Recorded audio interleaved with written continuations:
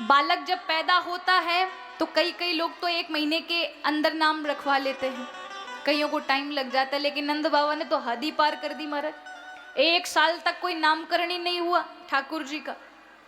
भूल गए कि कोई नामकरण के भी कोई संस्कार करना पड़ेगा।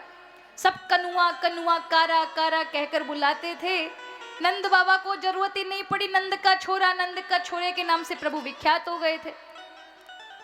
तो यहाँ गर्गाचार्य ऋषि आते हैं नामकरण रखने के लिए। नंद बाबा अपनी पत्नी यशोदा को भेजते हैं जाकर के बालक का नामकरण रखवाओ। यशोदा मैया जाती हैं, बाबा के सामने बैठ जाती हैं। लेकिन जब बाबा के पास आ रही थी, ये गर्गाचार्य ऋषि जो बहुत बड़े ज्योतिषी थे, ठाकुर जी का नामकरण रखने आए थे, तो इनके पास जब नंद बाबा ने भेजा तो यशोदा मैया गर्गाचार्य ऋषि के पास आई, साथ में रोहिणी जी को भी लेकर आई, यानी बलराम जी की माता जी जो नंद बाबा के घर में ही रहती थी।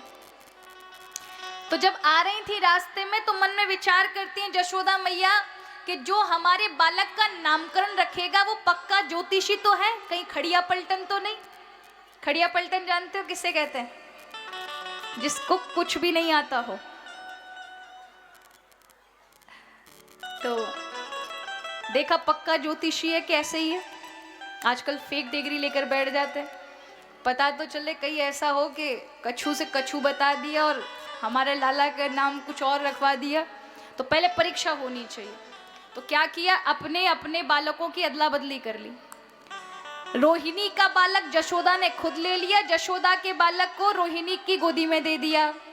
अब यशोदा जी बाबा के समक्ष रोहिणी के बेटा बलराम को लेकर बैठ गई। बाबा मेरे बालक का नामकरण रखो। बाबा ने देखते ही कह दिया, अयम रोहिणो पुत्र्यो, ये तुम्हारा पुत्र नहीं है, ये तो रोहिणी का बेटा है, इसका नाम बलराम होगा।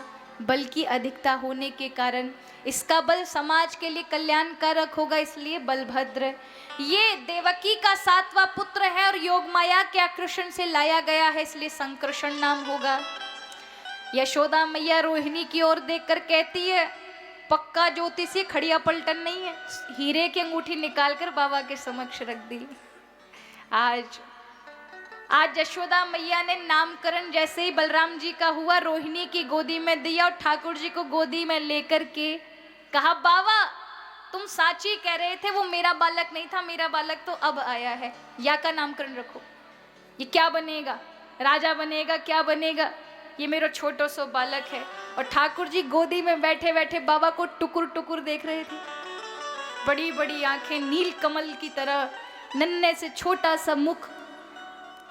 बाबा ने देखा तो मारा समाधि लग गई। जो अनंत अनंत समाधि में नहीं आता था वो इतनी आसानी से समक्ष बैठा मिलेगा, उन्होंने सोचा भी नहीं था। प्रभु के उस रूप की समाधि लग गई। अब ऐसी समाधि लगी कि वो थोड़ी अद्भुत समाधि थी।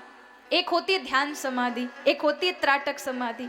अब जो ध्यान समाधि होती है उसमें क्या होता है, आंखें बंद हो जाती हैं, मुंह बंद हो जाता है, लेकिन श्वास चलती रहती है, इसे कहते हैं ध्यान समाधि।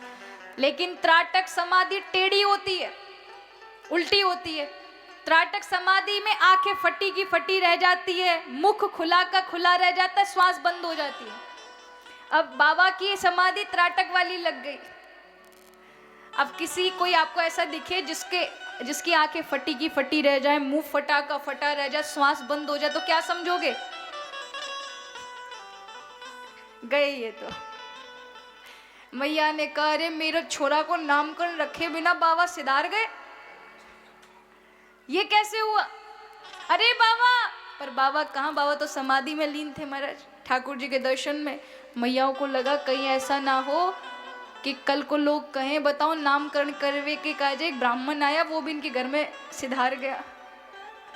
तो आज दोनों मैयाओं ने अपने अपने बालक रखे और बाबा को झकझोरा। बाबा की समाधि टूट गई। कहने लगे, हाँ बताओ देवी, क्या बात हुई मैया, क्या बात हुई?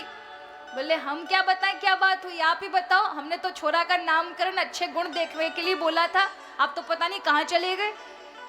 कहने लगे, देवी तेरे छोरा का ही गुण देख रहा था। मैया कहने लगी, जल्दी जल्दी बताओ बाबा, ये कौन क्या बनेगा?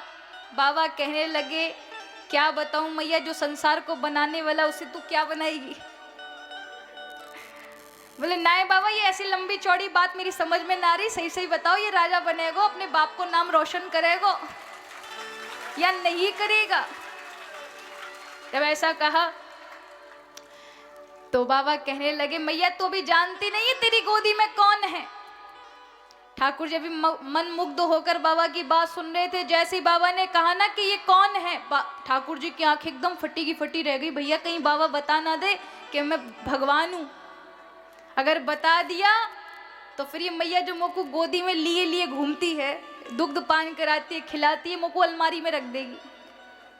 4 चिनोरी सुबह लगाएगी, 4 अगरबत्ती धूप बत्ती शाम को लग जाएगी। और हम ये नहीं चाहते कि हमें भगवान बनाकर मैया पूजे, हम तो बालक बनकर आए हैं। तो बाबा से कह दिया आंखें मटका कर, कह मत देना बाबा कि मैं भगवान हूं। बाबा समझ गए। बाबा कहने लगे, मैया तेरो लाला बहुत बड़ो नाम रोशन करेगो। इदानिम कृष्ण ताम गता, तेरे छोरा को नाम इस युग में कृष्ण है। या के नाम मैं क्या बताऊं, हर युग में नए नए वर्ण धारण करके आता है, हर युग में यह अवतार लेता है। इस युग में कृष्ण काला बनकर आया, इसलिए इसका नाम कृष्ण होगा। मैया कहने लगी, कैसो बाबा तेने टेढ़ो मेढ़ो नाम रखो है कृष्ण? मैं बूढ़ी 80 साल की 2-4 बार जीभ पलटेगी तब जाके कृष्ण नाम निकलेगा, कोई सीधा साधा सा नाम बता।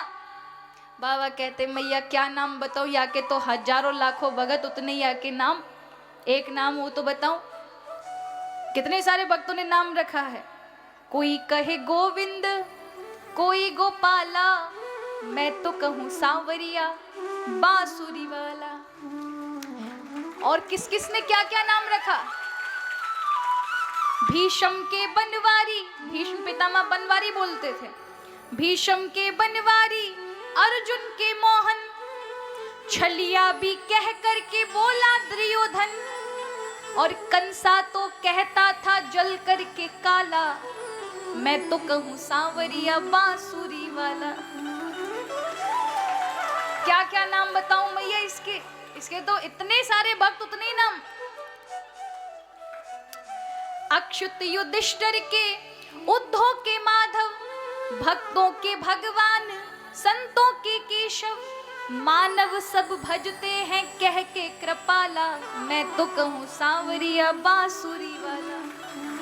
अनंत अनंत भक्त, अनंत अनंत नाम होंगे, इसलिए तू भी अपनी सूझबूझ से तेरे मन में जो आए सो नाम रख ले। मैया ने कहा, अच्छा बाबा तो मैं याकू कनुआ कह दूं? बाबा ने कहा, तेरी जैसी मर्जी, तुझे जो अच्छा नाम लगे। तो मैया ने ठाकुर जी को एक नया नाम दे दिया, कनुआ।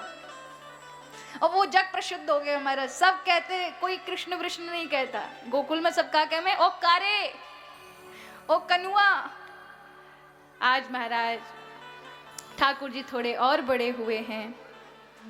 एक दिन मृत्तिका भक्षण यानी मिट्टी उठाई और अपने मुख में डाल ली, यानी ब्रज की रज का महत्व बताया। ऐसो स्वाद नाई माखन में, ना मिसरी मेवा दाखन में, जो रस है ब्रज रज चाखन में, यानी मुक्ति की युक्ति बताई। कहा आपको संसार के किसी भी खाने में, पदार्थों में सुख नहीं मिलेगा, क्योंकि जो भी आप खाओगे एक दिन सब विनाश हो जाएगा। आप जब कोई चीज सुंदर दिखती है, जब उसे मुख में लेते हैं, पेट में आती सब नष्ट हो जाती है, फिर कुछ बनता है उसका कुछ नहीं। तो एक दिन सब के फीके, सब बेकार नश्वर हो जाएगी, सब मिट जाएगी। लेकिन रज यदि जहाँ से प्रभु के चरण पड़े हैं, वो रज यदि मुखमंडल पर जाएगी तो आपका जन्म जन्म पवित्र कर देगी, बल्कि आपके तारों को भी हरि से जोड़ देगी। उस रज की महत्वता ठाकुर जी ने बताई। आगे कथा आती है कि प्रभु अब थोड़े बड़े होते